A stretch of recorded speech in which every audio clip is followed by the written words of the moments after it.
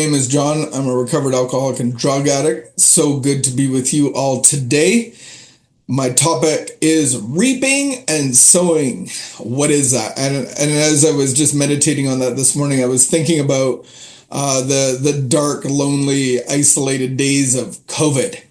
And me and Vicky quickly realized that we should get a hobby.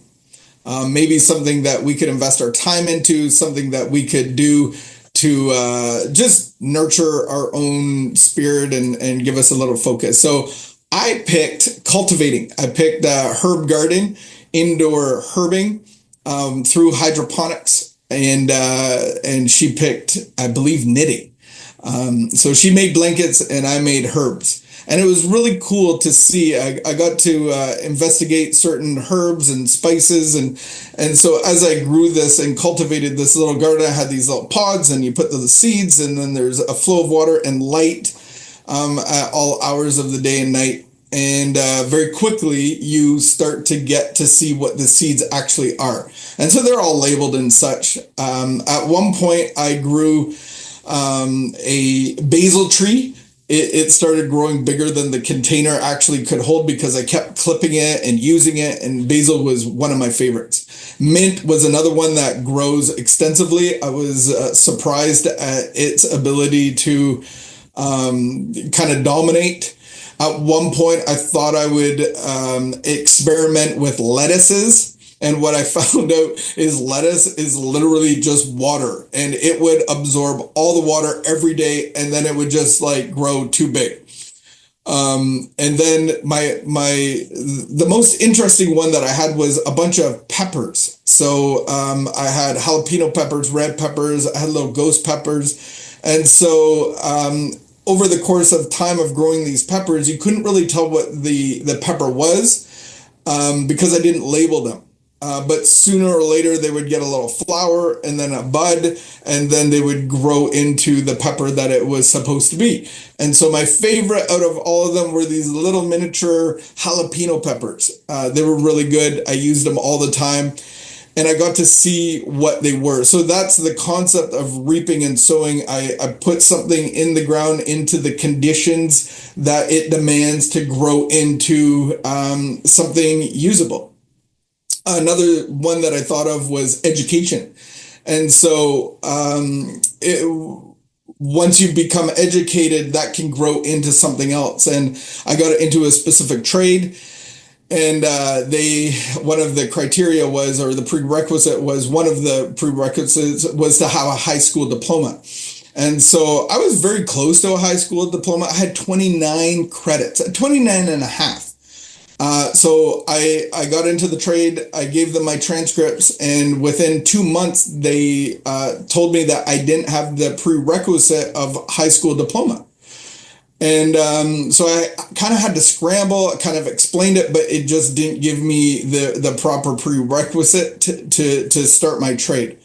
And so I had to go back to the school that I was at, the alternate school, and I just shared with them what my difficulty was, and I needed a prerequisite of my high school diploma, which I didn't have, but I did a half credit with you, and they were really proud of me that I had this life experience, and they gave me a half a credit, and I showed that to the trade, and I had the prerequisite of the education that I needed. And so doing the work and the cultivating of achieving education grows into something else. And so that's the idea that we have, is this reaping and sowing. I'm pretty sure that's not new to everybody. When you put a seed into the ground, it hopefully will grow into something. So I just wanted to read a Bible text out of Mark 4, verses 1 to 8. So Jesus is just sharing this concept, and we would all get it in the physical sense, but I want to bring this into the spiritual sense and into our individual sense. So Jesus says he began teaching by the lake. The crowd gathered around him that was so large that he got into a boat and sat on it in the lake while all the people were along the shore at the water's edge. He taught them many parables. And he said, "Listen, a farmer went out to sow his seed. As he was scattering the seed, some fell along a path and some birds came to eat it up. Some fell onto rocky places where they did not have as much soil. It sprang up quickly because the soil was shallow, but when the sun came up, the plants were scorched and withered because they had no root. Other seeds fell among thorns, which grew up and choked the plants, so that they did not bear grain. Still, other fell on good soil. It came up, grew, and produced a crop, some multiplying 30, some multiplying 60, some 100. And so it's an interesting concept that we can all relate to. So, how do we put that in the spiritual sense? In the book of Galatians, we read in chapter 6, verse 7 and 8, where a man reaps is what a man sows, or a woman. In 2 Corinthians 9, 6, we read, if you sow sparingly, if you sow a little, you will gain a little. If you sow generously, you will gain generosity. You will gain a large amount. You will reap generously. And so with these laws in place, these are spiritual, physical laws, that when you reap what you sow. You reap after you sow, and you reap more than you sow. So these are spiritual laws. So what does that mean for us? So basically, if you put a kernel into the ground, it will die, and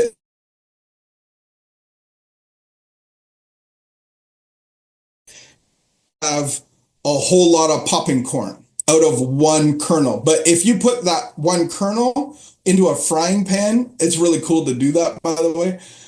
Just a regular kernel of corn, or into the microwave, it'll pop and make one popcorn. And so this is actually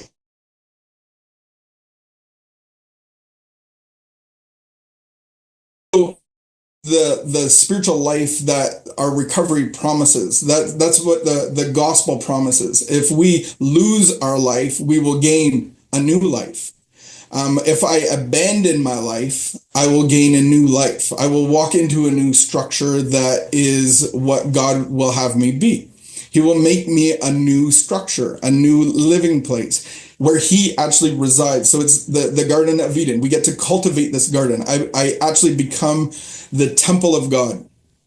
And so I get the Spirit of God. And where the Spirit of God is, it's like he has seeds. So I always saw that parable as in, like, either you're the hard ground, the rocky ground, the good ground, the shallow ground. I believe that I can actually have my heart in all of those areas. Some of my heart I receive, and it's great ground, and it sprouts up. So the Spirit sows the seed in my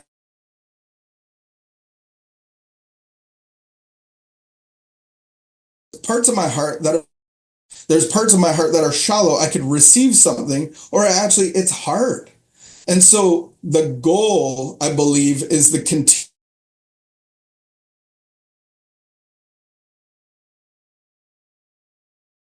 temple of my heart, the garden of my heart. And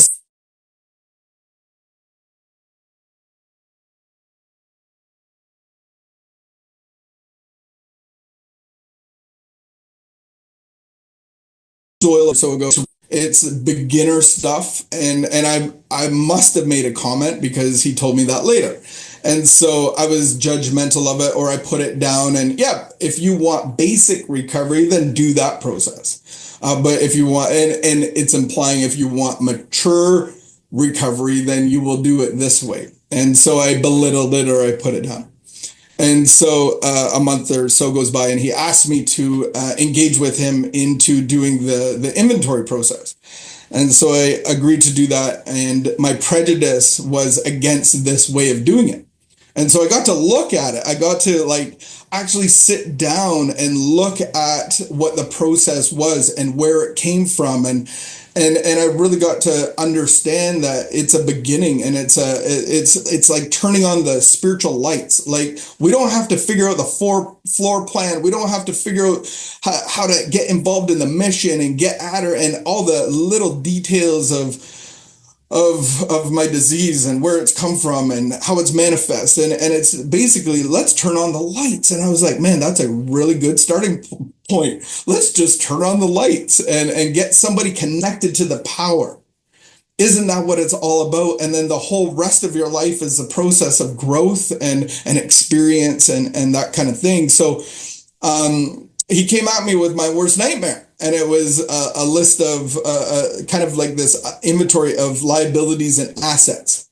And so my prejudice is if you ever want to see assets, then that's really just about you playing God better without the consequences. That was my prejudice. But as we got into it, we got to see this liability list, and we got to see what the asset to that is. And to me, it was just fascinating because I never saw it that way. So the liabilities are seeds, and we're sowing seeds and we're reaping it, and we're reaping more of it. And so we're reaping and sowing all of these things. And what we want to do is invite God into the amends process of the asset of God, because we don't have the asset. We want the asset. We're praying for the asset. We're coming into agreement with the asset. And so then we want to start reaping and sowing that asset, and it's going to cultivate and take over. And I'm going to have this spiritual experience where there was reaping and sowing of death and destruction. There's going to be reaping and sowing of love and light and life. And so I thought of why this really matters for some of us with substance abuse problems, and that could be codependency and adrenaline and food and pornography and whatever it is, because these things are actually going to take our lives.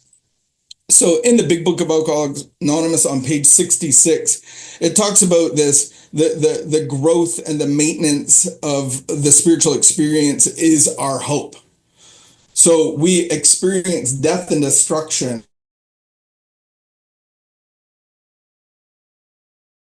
We have to, so many of us, it's shallow ground. It's like, oh, wow, I have some breathing room. Oh, wow, there's all these people. Oh, this is uncomfortable kind of, but I have breathing room again in my life. I'm like, the tendency is to just have that experience and not grow in it. Or the tendency is I can get my life back on track now. That was scary stuff. And these are the different grounds and soils, if you will, of my heart. But the hope is to see the lights come on and then continue that process and grow. It says, grow in my spiritual experience, because before we were shut ourselves off from the sunlight of the Spirit. And if we don't grow in that, the darkness will take over, and eventually we will drink or fill in the blank. So with us, to drink is to die. If we were to live, we had to be free of anger. Resentment is our number one offender. The grouch and the brainstorm, the lightning storm, the clouds, the ungratefulness, the stuff that goes on in here that takes up the space is not for us. They may be dubious luxuries of normal men, but for the alcoholics, these are poison. So this is what we reap. If we stay in our heads and we have the resentment, the fears, all of those things, these are the liabilities that we're reaping and sowing, and at some point we will go and use. The key is to be rid of all of these things. So the exact nature on page 72, going through this inventory process, these things will be cast out. These trees, these fruits, these branches, the soil that it's cultivating in, this is what gets cast out. And it says through the exact nature of what's in here is what we got to come into being able to see and coming against that. So we take that to God. We see the liabilities, the exact nature. That's what the step 4 and 5 process is going to show us, that the exact nature are these liabilities that we have in our hearts, in the ground of our hearts, in the garden of our hearts, in our temple. And we need new ground. These will be cast out. So what is the seeds that we've been sowing? So what are these liabilities? What have we been sowing? Apart from God, we can do no good thing. So we have been apart from God. A belief in God doesn't give us the power of God. The belief in God doesn't actually help us reap and sow anything. but I have to have the Spirit of God inside of me. And through the liabilities that I've been sowing, that blocks me from the sunlight of His Spirit. So what are the things that we've been sowing? What does our garden look like? And I can write these down and list them for us because I think they're super important to understand this. So number one is fear, resentment, and I won't go in any specific order, but this is how it was written to me.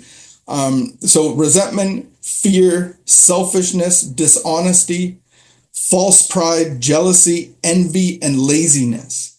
So this is what are the seeds and the fruit of these seeds in every relationship that I have.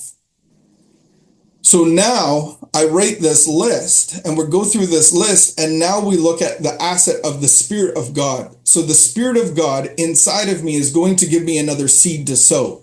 So what is the seed to sow against resentment? Well, good thing that you asked. It's forgiveness. What's the seed that goes against fear? Well, that's faith. And then we go into unselfishness and honesty and humility and trust and contentment and action. And so I'm getting these seeds that I don't have. This is my experience. My spiritual experience is getting new seeds from a new source, and that source is the Spirit of God inside of me. And now I start reaping and sowing these seeds, and I get the fruit of that. And so what is the fruit that I'll be getting? The fruit of the Spirit of God. Peace and endurance and self-control. And there's a whole list of fruit that God wants me to use inside of my heart, but for the benefit of Him and others around. And so now we start reaping and sowing a whole different temple, a whole different garden. And so as we were going through this process, me and my friend, it had come up to me that there was some resentment or fear. There was actually fear on people in recovery of like, well, you have this way, and so what's the right way? Everybody has their own opinions. Everybody has their own process. What's right and what's wrong? I don't know who to believe. And so I was involved in that too, because I had a prejudice and he had heard it. And so I was like, well, part of the amends for me is to be able to do this process and smash my prejudice. Is there a really right exact way? Well, the big book precisely lines out a few things of suggestions of the steps to do if you want a relationship with God. So if you do these suggestions, then you will have a relationship with God that will solve all of your problems. You will have the promises of that. You will reap and sow a relationship with God. And so part of this was really getting to understand that I need to go to the source and not to the human source. I need to go to the big book of Alcoholics Anonymous. I have to study that. I have to study the Bible. What does God say? And then compare that with man. And yes, we need the fellowship. We need the community. We need people in our lives to speak into us. But ultimately, we need to be connected to the vine. We are the branches. Apart from the vine, we can do no good thing.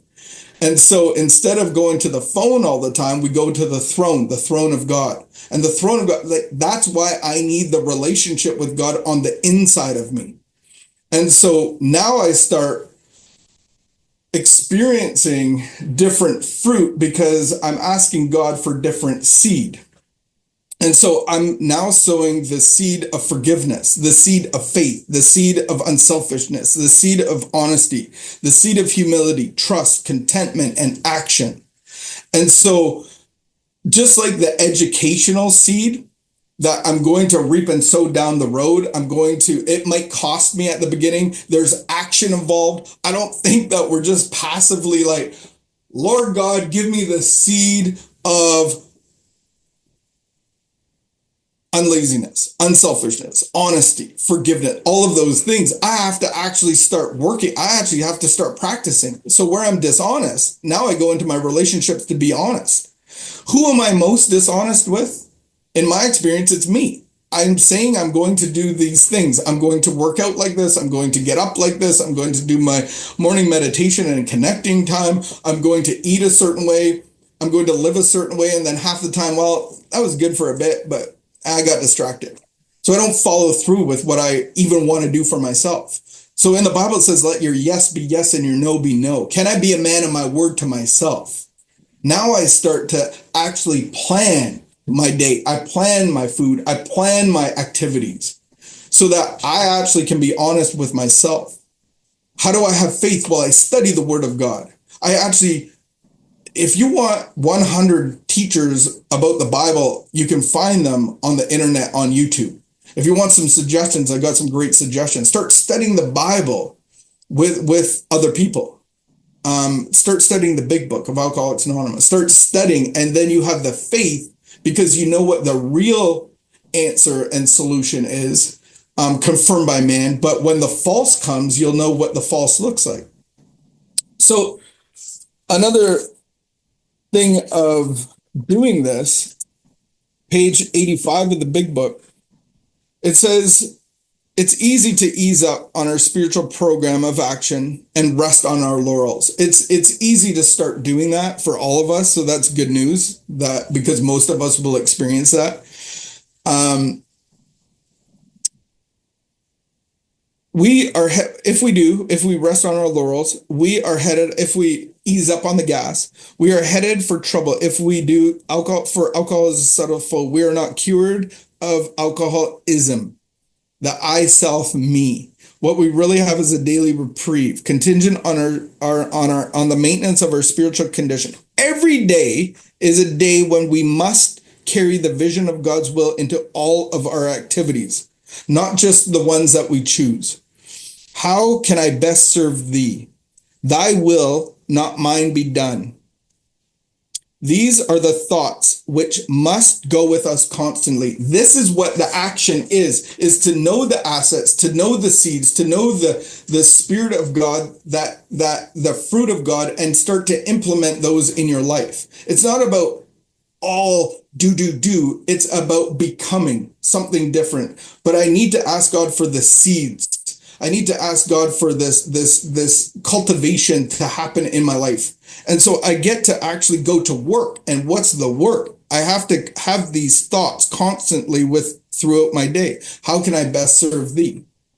So I just want to leave you with this consideration on every morning, meeting with God, working the temple, asking for the assets, asking for those seeds to start cultivating those and start practicing them.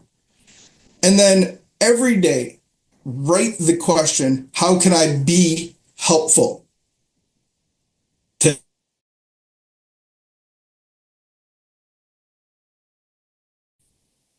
I get too busy and I just worried about myself all day and my little problems. And, I was caught up in I felt sorry for myself. Or how was I helpful? Ask yourself, look back.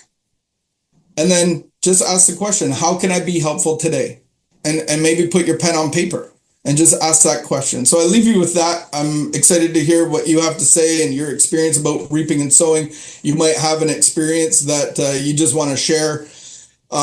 One last real quick little thing. I used to have some anxiety and some stress about driving, and I put this into practice, and I might have been a defensively aggressive driver. And so I started putting this into action, reaping and sowing. And so I started letting people at a stop sign go in front of me. I started not trying to cut through all the traffic and be the guy that's like trying to get in at the end and skip all that stuff. And within 2 weeks, my driving experience changed to one of peace and one of contentment.